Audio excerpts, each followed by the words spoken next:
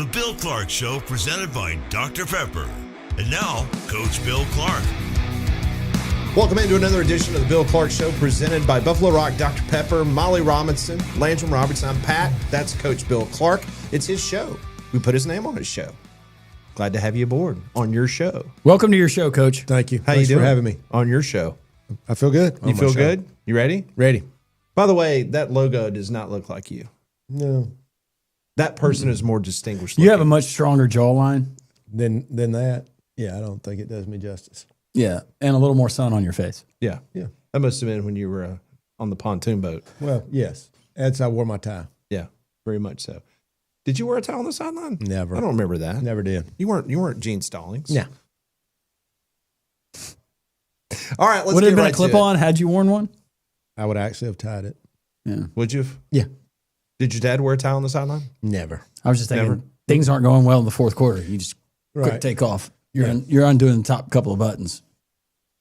Did you lay out for your assistants, hey, I'm wearing this color on Saturday. The rest of y'all, you need to wear the inverted of what I'm wearing. Like if you wore a white UAB something, the rest of your crew had to wear green? No, I always Because wore. that's what Saban did. Saban would always make the rest of them wear the exact opposite. So if it was a home game, he would wear white and his assistants would wear red, and it was vice versa on the road. You know, it sounds like to me, Coach, a me guy. I didn't do that. I wore the same thing everybody. Now, I would say there was some times maybe in the playoffs, in high school when it got really cold, I might put a sweatshirt on and didn't care. Did you always wear a baseball cap? Pretty much, yeah. Nick Saban only wore a baseball cap unless it rained. Yeah. He never wore a hat unless it rained. Did you ever go Signetti, bare chest under the quarter zip windbreaker? Yeah. Did you do that really? Yeah. What were you wearing when never you did, beat no. BYU in the bowl game?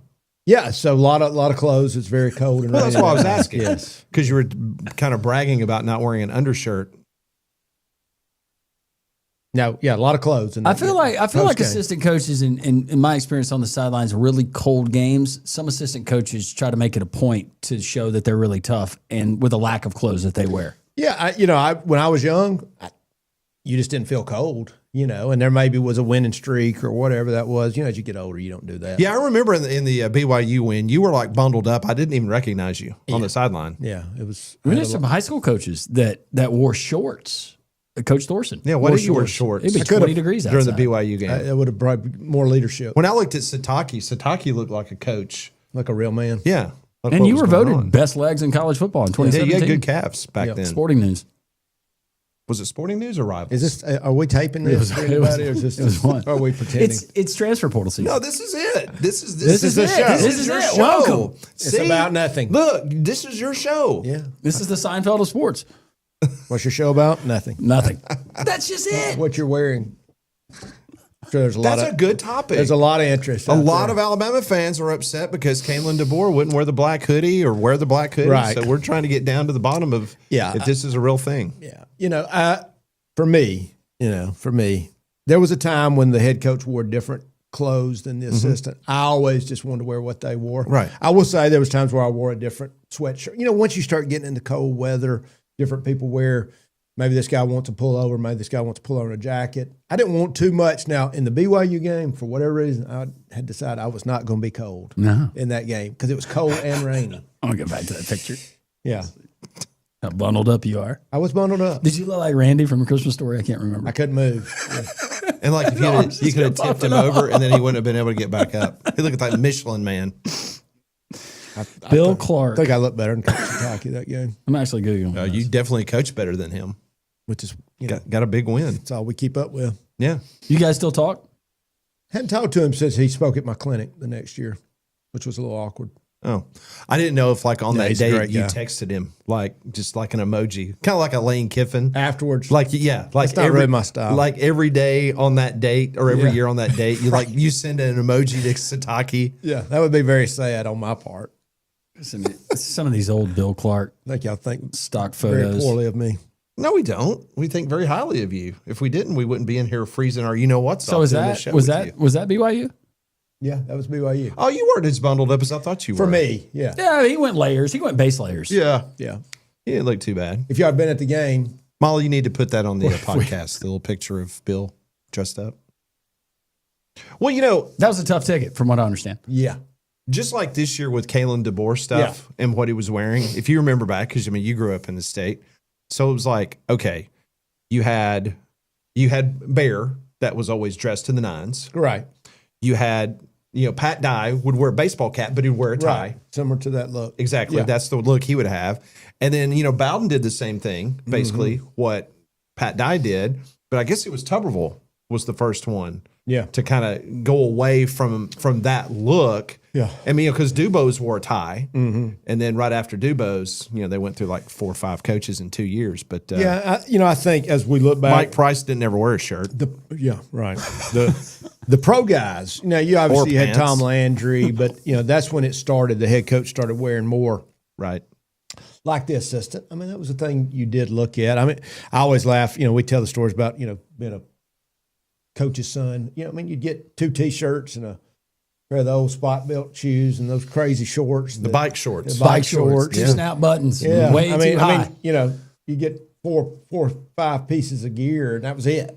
It's like, all right, we're spoiling you with this. Did you plan in advance what you were going to wear on Saturday?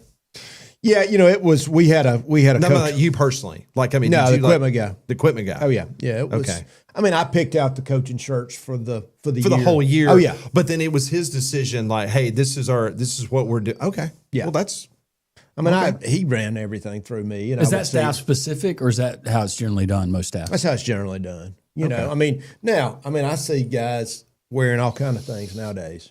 like capri pants. Would you ever wear capri pants? No, wouldn't. Are you talking about joggers or capri pants? He would wear joggers. He's referring to joggers. I meant joggers. It was my I know attempt what at he's humor. saying. I wouldn't, but I saw McVay wear some, He did. and I respect He also him. vaped on the sideline. Would you vape on the sideline? He vaped. Absolutely. I thought that was just McDaniel. Yeah, that's what I said. McDaniel. Oh, I thought you said McVay. No, I'm sorry, not McVay. I Yeah, was McVay wears them. So did McDaniel. Now we turned him into a vapor. No. No. McVay's not a vapor. McDaniel. He does do the faux hawk on his hair, though. Yeah. Would you do a faux hawk on your hair really if you had couldn't. hair? If I had hair, I wouldn't. Do you like the first 7 minutes and 20 seconds of this show where Sure. it's gone? Sure, love it. Yeah. We call this mixed bag.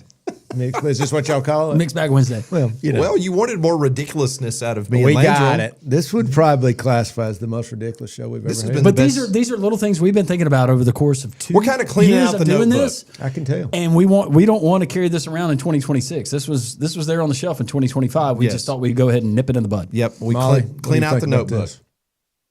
Well, I just laughs. Oh. She knows you too, though. She ignores us during the 4 hours that she works with us every day. Y'all are ridiculous. Well, at least we're living This up to could our be. reputation. This would probably be our most ridiculous show today. Do you think we'll get canceled after this? Our ratings are doing well. Okay. All right. So let's talk about something else that's ridiculous, and that is the transfer portal. Yes. Give us some tidbits. You talk to people every day, all the time in the coaching world. Any anecdotes you can share with us? Yeah, the latest. This one was we hear so much how disgruntled coaches and what they're dealing with and players and feeling like everybody on the team's lying to. I think we talked about a few weeks ago. You're meeting with every kid. Of course, this was a month ago. You're meeting with each one, and it's a really heartfelt meeting. And you understand if a player says, "Coach, I just don't know yet. I'm looking." But I hear it, coach after coach. Look, every kid I'm talking to is lying to me. Everyone's lying to me.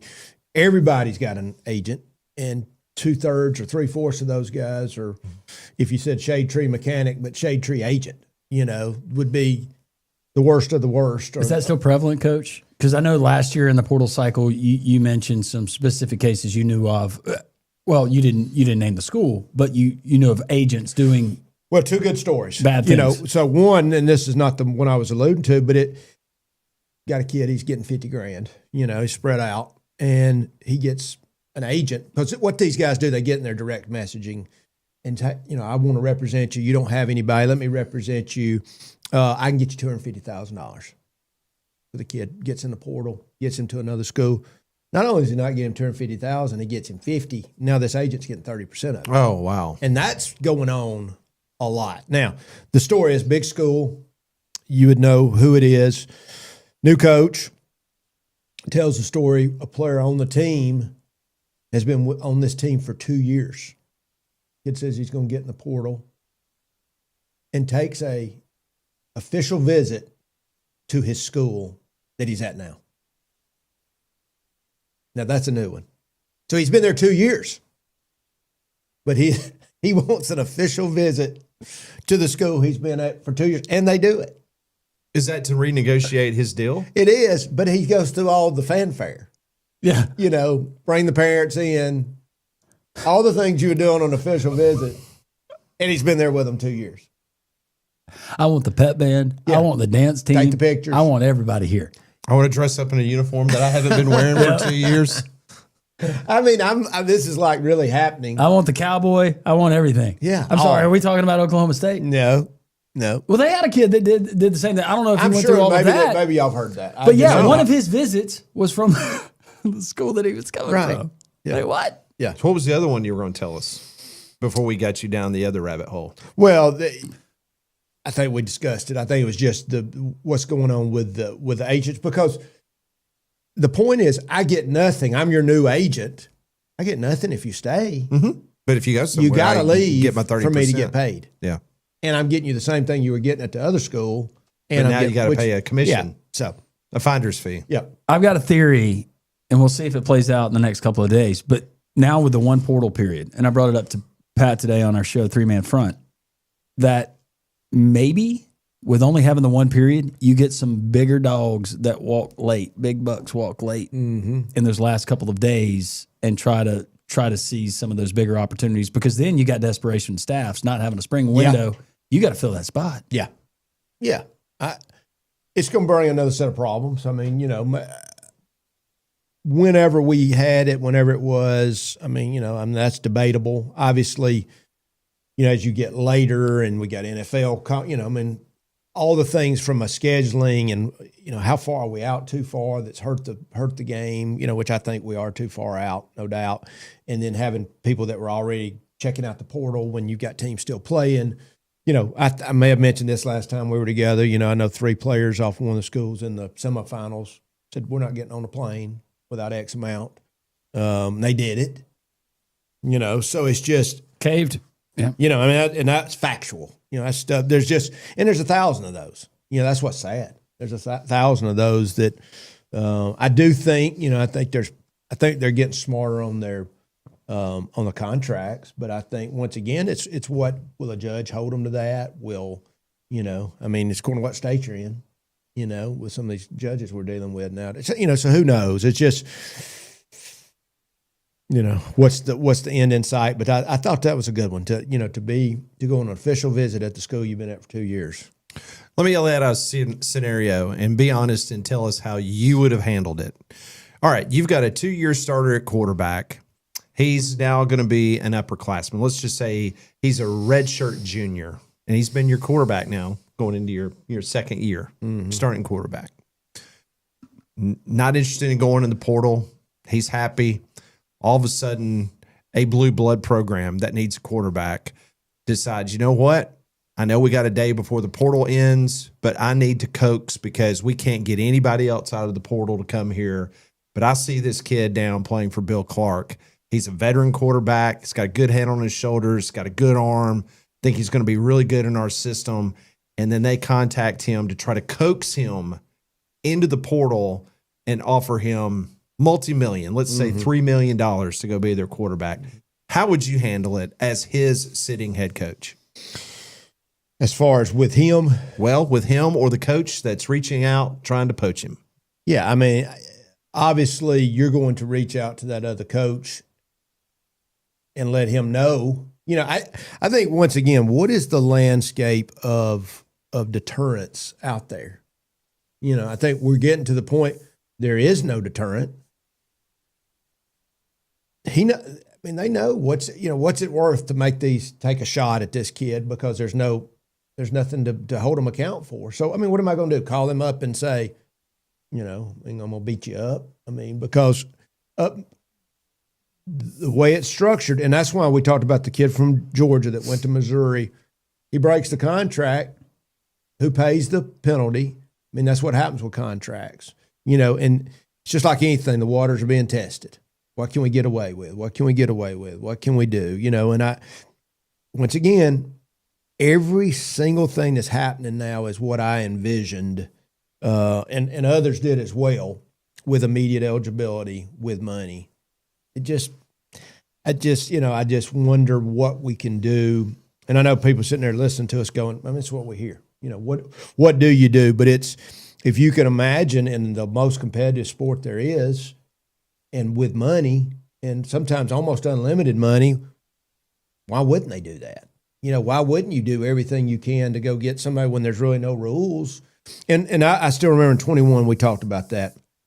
There was still gentlemen's agreements in 21. It was, wait, we can't really do that. I mean, if he gets in the portal, now there was some things, but to outright convince a guy to go put himself in the portal, you might hear of a guy disgruntled. What we would hear, a lot of times what happened, the high school coach would call whoever and say, Johnny's not happy. And I mean, I understood that part of it, but he at least had to sit. Now, if I had guys that had graduated, I really understood those guys could be snatched up. Somebody could really get in their head. Imagine your whole roster now is that. I mean, you never can relax. Now, post portal shut, I know, but how do you relax? You're worried about your own players. You're worried about them being. Once again, I don't know about the timing. We'll have to look at the timing, but I do think the one portal it's got to help us. It's got to help. You think so? And going back to the poaching and the tampering, it seems like now if you're not doing it, then you're being left behind because there are no deterrents and there's no enforceable penalty that we've seen. My point exactly. Why would you not? Why would your livelihood, your team's success, your rosters depending on it? If you want a deterrent, throw out there a show cause. Hey, we catch you. But here's what's happening, Leonard, and this is straight. Yesterday, once again, same coach I was talking to is talking to it. He's got a guy in the NCAA. He's like, we lose every case. We are trying, but we can't win a case. Now, as I said back then, when we could have done something, when we did, even though they were losing cases. That's what you get paid for. That's what you're here for. Is the doomsday scenario that we could potentially see with college football coming to a halt until we get some regulations and some guardrails? Would it be, though, on a much larger scale, like what you said about a semifinal team and guys saying we're not getting on the plane unless you meet our demands? Could we get that collectively with college football players? One season, they want more. Yeah. Before we kick the ball off to start it. Yeah. In 2030, everybody decides, you know what, we're not going to play until you meet our demands. Yeah. I don't think any of us know. I don't think there's, you just keep feeling like every story you hear is worse than the last one you heard. And, I don't know. We talked about it last show, can we get some kind of leadership at the top? Where is the leaders? And that's what's happened to us. We've lost leadership across the board. And so until we can get some leadership here, I don't know what we do, but that's why I just said, could the commissioners not get together and say, we've got to do something. And we're going to agree that this is our standard across, and just some standard. There's some standard. We're all holding out hope for that, but we can't even get commissioners, the two of them, agree on a 16, 12, or a 24-team playoff. Yep. So one thing that we can't all agree on is Smart Bank. Yeah, I had a great advisory board meeting yesterday, and I think this is along with just great people, et cetera. But I think one of the things we're hearing is how Smart Bank's got all the options that all the big banks, start. They had our local branch, right there on 280 going into town was probably the highest performing in the whole Smart Bank chain. So that says a lot about our guys and what they're doing, and very efficient. But just, as I say, great people. Coach, the national championship game is set for Monday night as the Indiana Hoosiers look to go undefeated. 16-0 is on the line, playing a very spunky, a very good defensive team in Miami in their home stadium. How about that? Who you liking that game? Yeah, first, I think we talked a lot about Miami. We called it on defense, running the football, veteran quarterback, And people say, well, what's not to like? Well, they weren't playing well, but as we say, who's playing good in the tournament? I like their complimentary football. You saw them at the end of their game when they said, hey, we need to throw the ball. They could do it, I think Beck's playing really good.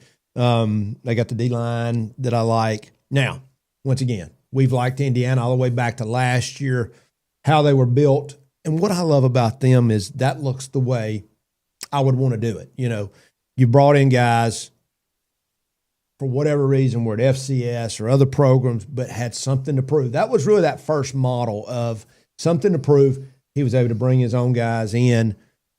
And let's look at these guys that are dominating, But, yeah, I think they've caught lightning in a bottle with the makeup of their team. You've got a really good quarterback. I think how they do things. And, of course, we've talked about the way they are with the details of the game, understanding down and distance, ball security, all phases of the game. But I think this is going to be a great game. I think we've got two good teams, obviously, two really good teams. But I think Miami stacks up well. And this is in my mind, I would say pick them, but I'm going to pick Indiana.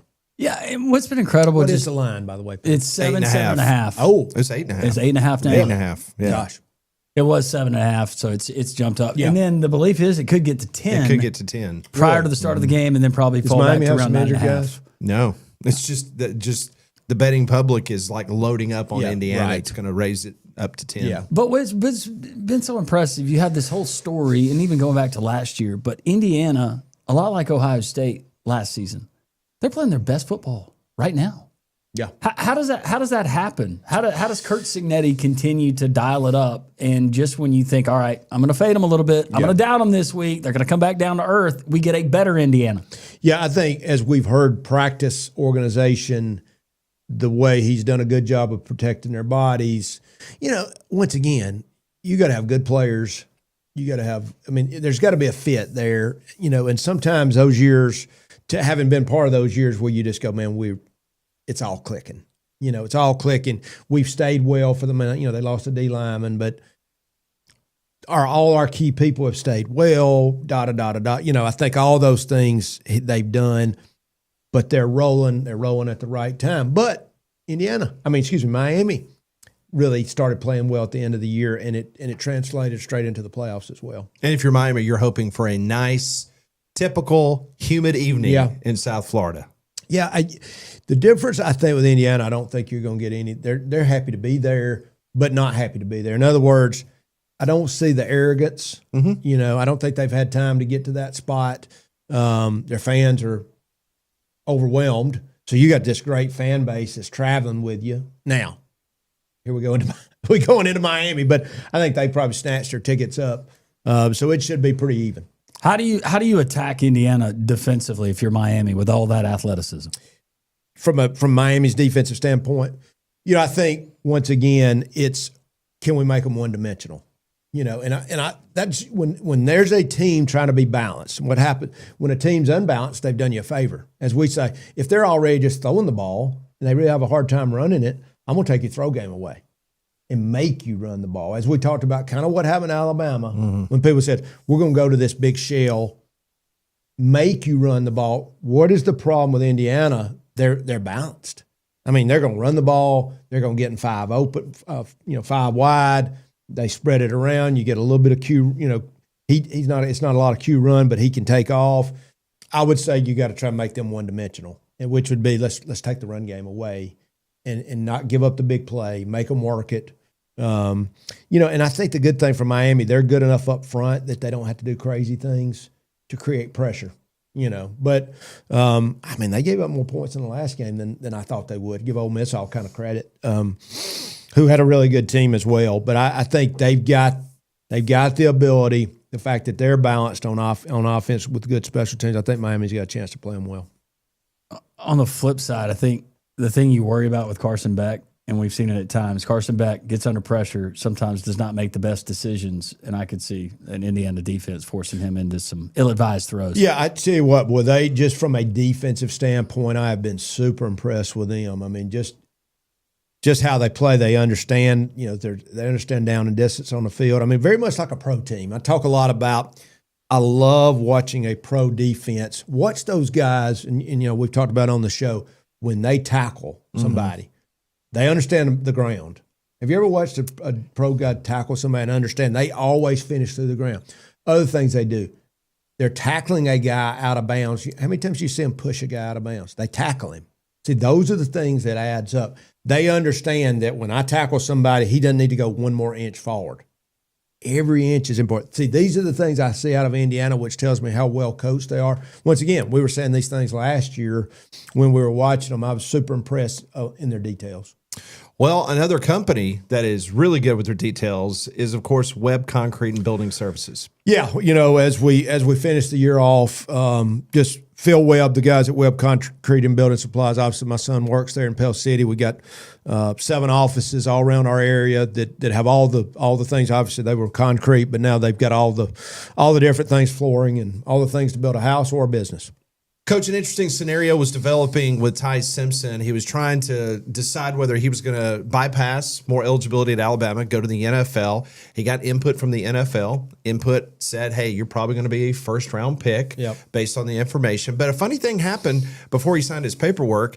You had Tennessee, Miami, and Ole Miss all offer at least $4 million for him to stay in college football. Man, could you put yourself in the Bill Clark being that young and being faced with either go play in the NFL, which is your dream, or be a multimillionaire? Yeah, the question would have been, what if they'd have said you're a third rounder? Now, does he stay at Alabama if he's a third rounder? So maybe that's a moot point. But it is funny. There you are. You go, what do you say? I know I can get this. I mean, it's $4 million sitting on the table. I think I'm a first rounder, but I've sit there and watched the draft enough to see guys go, So give him a lot of credit. I think there goes, once again, the coach's son, brought up the right way, loves his legacy at the school he was at. And that's why I think we got a lot of people in this country going to be pulling for this kid now. And we've pulled for him all year because what I've seen, the stories of his faith, I've really been appreciative of that and impressed with that. Yeah. Was he hurt? Was he not? There's always a throw you could make or didn't make, but I think solid, and he's going to have a great legacy moving forward. And one thing's for sure, with the money he's going to be making in the NFL, and we're thinking maybe first-round talent, he could go to our friends at Donahue Chevrolet. They got an entire fleet of brand new 2026s, Coach. Woo, look nice. Yeah, I think he probably could afford one. Like you, very similar. Yes, very similar. Yeah, same world. Yeah, bank account. Portfolio is very close. Yeah, first-round draft choices. Landrum. Yeah. That's right. That's right. But our friends at Donahue Chevrolet right there in Fort Payne, also Donahue Auto right here in Metro Birmingham, but DonahueChevrolet.com, that's the website to go to, and they got all kinds of deals on big-time trucks. And you're a truck guy. I am. My Tahoe was cleaned yesterday. Somebody said something to me that I listened to the show. How's your driver doing? Is he better? He's better, yes. Okay, good. As he spoke to me through my driver. He said, we love the show and I'm glad you're cleaning up your car. Because we've heard that. But that's something that's important. That's the only homework we give you every week. That's right.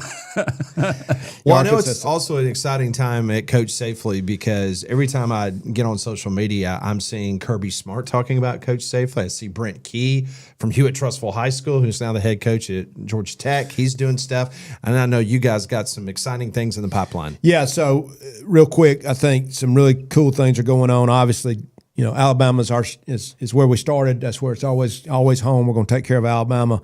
Park and Rec in Alabama, terrific. We're moving to Georgia.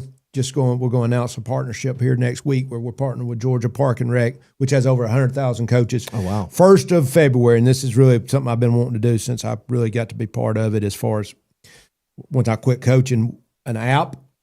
Our course has been redone with an app, and we will have a background check available to coaches that they can do through Coach Safely. So you're going to be able to you'll go to the website, load the app up. You'll be able to take the course, but also as we start adding video, we're going to have tons of tutorial videos from college coaches and coaches across the country in all sports that you're going to be able to find on the Coach Safely app. I was wearing that. I'm sorry I'm not wearing it today. I'm the only one in the group not wearing the Coach Safely hat, but I was wearing it this weekend, and somebody came up to me and he said, hey, I've been a part of one of those clinics. Right. Talking about it. So yeah, I mean, you're obviously making an impact. Yeah, and I think we have it now. I think it's just getting it out. How do we get it out the easiest, best way? Having an app. with the course, but with all these things we're adding to it, and then we take it across the country. Exciting times at Coach Safely. Also want to thank Buffalo Rock, Dr. Pepper for sponsoring this program each and every week. From Molly, that's Landrum, I'm Pat. That's Coach. Have a great week. See you next time on the Coach Bill Clark Show. This has been the Bill Clark Show, presented by Dr. Pepper.